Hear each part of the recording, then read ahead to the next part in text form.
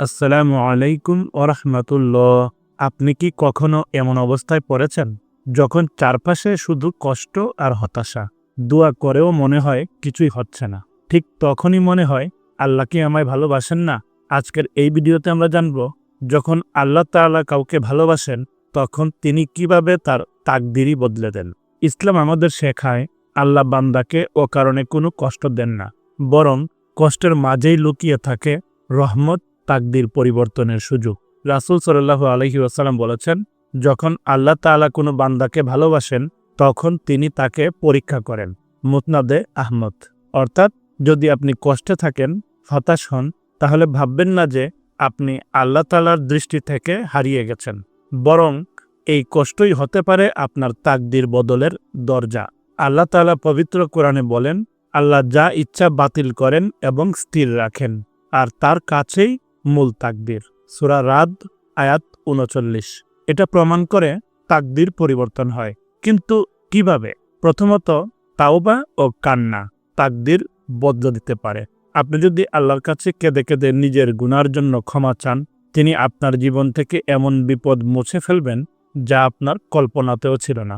দ্বিতীয়ত, দোয়া তাকদির বদলায়। রাসূল সাল্লাল্লাহু আলাইহি ওয়াসাল্লাম বলেন, দোয়া তাকদিরের বিপরীতেও কাজে আসে। তিরমিজি। অর্থাৎ, এমন কিছু হতে যাচ্ছিল যা আপনার ক্ষতির কারণ হতো, কিন্তু আপনি দোয়া করলেন, হে আল্লাহ, আমাকে হেফাজত করুন, কল্যাণ দিন, আর ঠিক আল্লাহ সেই ক্ষতিকে সরিয়ে দিলেন। তৃতীয়ত, সদকা তাকদিরকে হালকা করে। রাসূল সাল্লাল্লাহু আলাইহি ওয়াসাল্লাম বলেছেন, সদকা গুনাহ মুছে দেয় ও বিপদ দূর করে। তিরমিজি।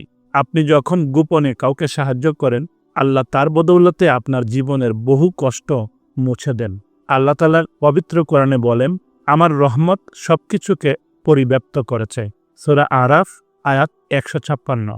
তাই যদি আপনি দোয়া করেন, কান্না করেন, দান করেন, আল্লাহ আপনাকে এমন তাকদির দেন যা দুনিয়া ও আখিরাতে সম্মানের কারণ হয়ে দাঁড়ায়। এক ব্যক্তি ছিলেন খুবই গরিব, অন্যের কাছে চেয়ে চেয়ে জীবিকা নির্বাহ করতেন। কিন্তু একদিন সিদ্ধান্ত নিলেন, আমি আর কারো কাছে চাইব না, কেবল আল্লাহর কাছেই চাইব।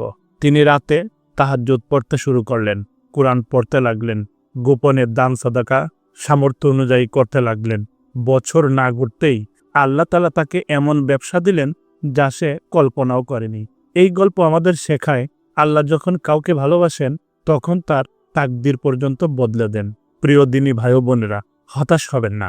আপনি হয়তো এখন কষ্টে আছেন, কিন্তু আপনি জানেন না আল্লাহ আপনাকে কতটা ভালোবাসেন। রাসূল সাল্লাল্লাহু আলাইহি ওয়াসাল্লাম বলেন, আল্লাহ বলেন, আমি আমার বান্দার ধারণার উপর আছি। সহিহ বুখারী। আপনি যদি মনে করেন আল্লাহ আপনাকে ভালোবাসেন, তাহলে আপনি সেই ভালোবাসার প্রতিফলন নিজেই হয়ে যাবেন। তাই আজ থেকেই শুরু করুন তাওবা, ইস্তেগফার, দোয়া, নিয়মিত তাহাজ্জুদ, কোরআন তেলাওয়াত, দান সাদাকা। এগুলো আপনার তাকদির বদলের চাবিকাঠি। আল্লাহ আপনাকে ভালোবাসেন, আপনি সেই ভালোবাসার প্রমাণ হয়ে উঠুন। আজ এ পর্যন্তই। ভিডিওটি যদি আপনার হৃদয়ে ছুঁয়ে যায়, তাহলে এটা শেয়ার করুন আপনার প্রিয় মানুষদের সঙ্গে। হয়তো কোনো হতাশ হৃদয় এই ভিডিওটি শুনে আবারও আল্লাহর পথে ফিরে আসবে। এরকম ইসলামিক তথ্যবহুল ভিডিও সবার আগে পেতে চ্যানেলটি সাবস্ক্রাইব করে পাশের বেল আইকনটি ক্লিক করে রাখুন।